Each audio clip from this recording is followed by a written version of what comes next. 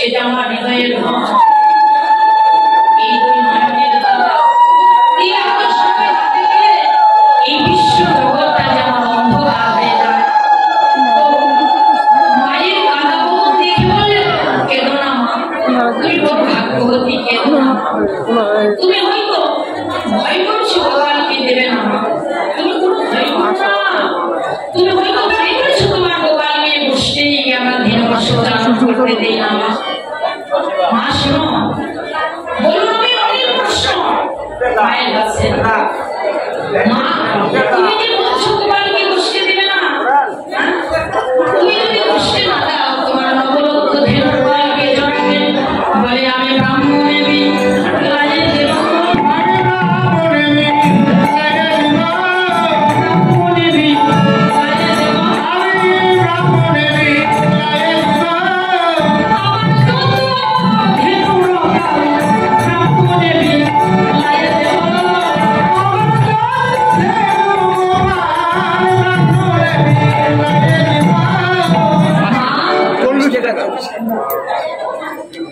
কি আশ্চর্য কথা, তুমি ব্রাহ্মণে যদি তোমার নবলক্ষ ধেনুপাল বিলাইয়ে দাও, তুমি নবলক্ষ ধেনুপাল বিলাইয়ে দিলে তুমি দুঃখ পাবে কি, স্বর্ণমণি পাবে কোথায়? বললেন বাবা বলো না, আমি কি করবো জানো? কুলির জীবের দাঁড়ে দাঁড়িয়ে গিয়ে ভিক্ষা করবো। তুমি বলবে তাহলে রাজরানী তোমাকে একমুষ্ট ভিক্ষা দিবে এমন যোগ্যতা বোধ কার আছে মা? মা তখন বললেন বলো না, ভিক্ষা যদি চেয়ে গিয়ে দাঁড়ে দাঁড়িয়ে এক পুষ্প না পায় তখন আমি কি করবো? এই যে বোধধামে বৃন্দাবনের সাধুগুরু বৈষ্ণবের উৎসৃষ্ট প্রসাদ আমি কুড়াইয়ে কুড়াইয়ে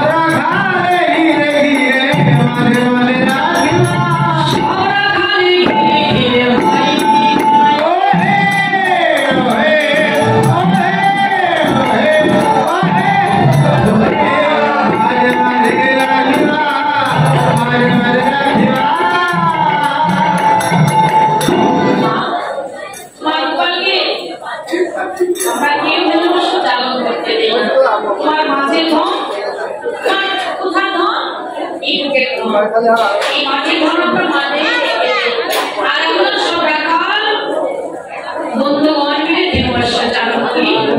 যখন আমরা দেবর্ষ চালু করি আর তোমার কি করে ওই শীতল পুরো ছাই বসিয়া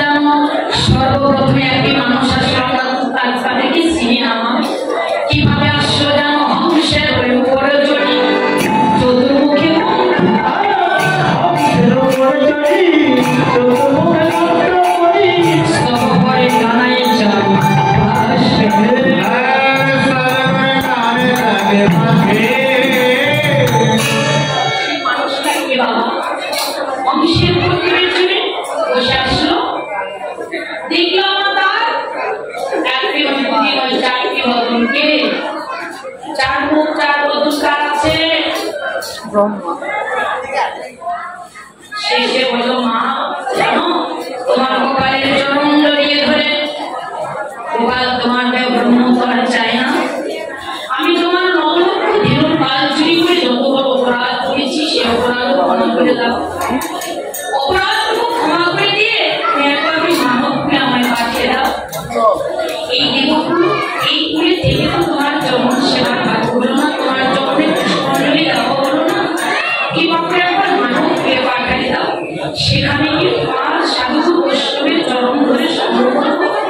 বৈষ্ণবের চরণ ধরার মাঝে তার মাঝে গড়াগড়ি দিয়ে জন্ম সার্থক করবো। কত কথা জানো। তারপরে অনেকটি মানুষ আসলো, সে জবাব দিল জন বৈষ্ণব বিবশ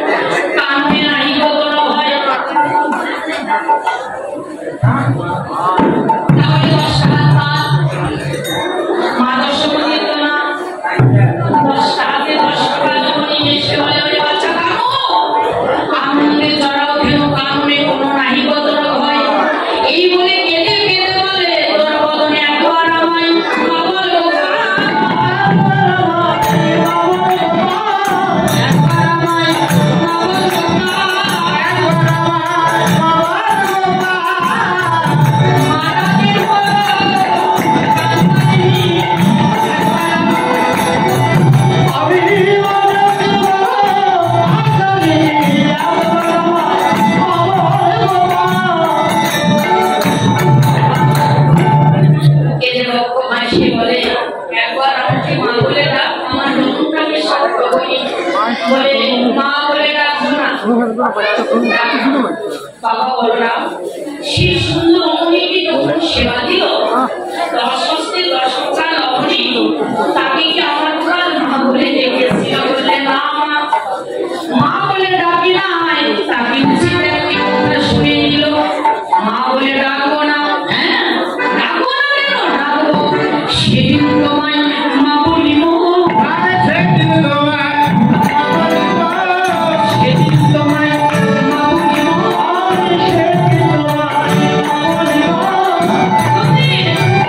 সেদিন ওই নদিয়ার শান্তি করিতে আমি নবীন সন্ন্যাসী পেটে ধারণ করে তোমায় মধুর সুরে মা বলিব।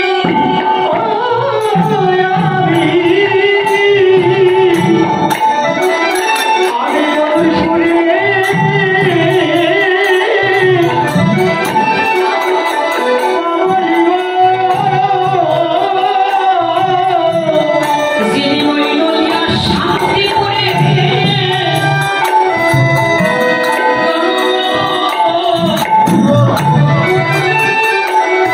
সেদিন তোমায় মধুর সুরে মা বলিব। নদিয়ার শান্তি করে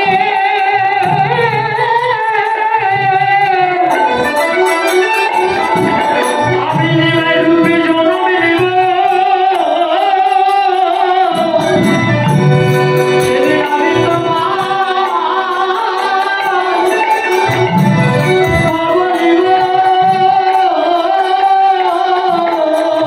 যেদিন ওই নদিয়ার শান্তি করে জন্ম নেব, তোমায় ভিক্ষায় ধুলি কাঁধে নিয়ে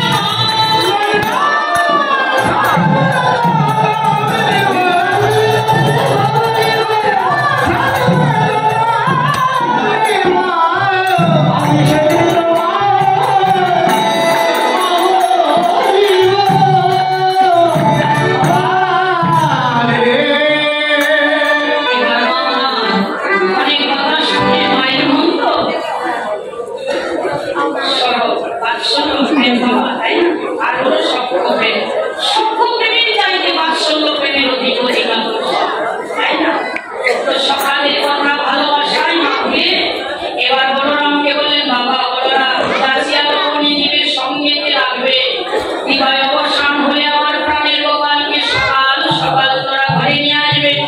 এ বলে মায়া আমার আশীর্বাদ করলেন, বাম পদের ধুলি নিয়ে কনিষ্ঠাঙ্গ দন্তাঘাত করে কপালে একটি ফোঁটা দিয়ে আশীর্বাদ করে ছেড়ে দিয়ে বললেন, বাবা বলরাম আমার প্রাণের গোপালকে যেন পর বলে ভাবিস না, ভাই বলে সর্বক্ষণ সর্বদার কাছে রেখে দিস। এ বলে